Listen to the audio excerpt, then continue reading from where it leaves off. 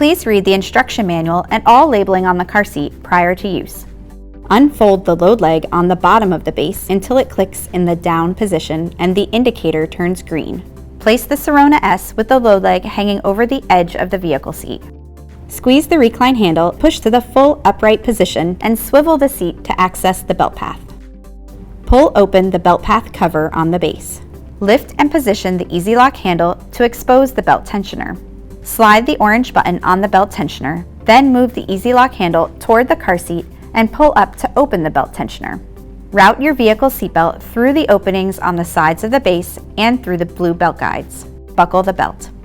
Pull the shoulder belt to remove any excess slack and make sure the belt lies flat without twisting. Place the belt tensioner over the seatbelt. Position the Easy Lock to set the pegs on the belt tensioner. Push down on the Easy Lock handle to close the belt tensioner. Reattach the belt path cover. Adjust the load leg so it has firm contact with your vehicle floor and is locked. There should never be space between the load leg foot and the vehicle floor. Check for tightness by grabbing the car seat at the belt path and make sure there is no more than 1 inch of movement. Pull out the tether from the storage compartment on the back of the Sirona S and place it over the car seat. Squeeze the recline handle and swivel the seat to a locked forward-facing position.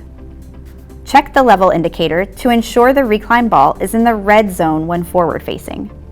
Locate the vehicle tether anchor and attach the Sirona S tether hook to the vehicle's tether anchor. Pull the tether strap to tighten. If installing next to a vehicle door, extend the linear side impact protection device.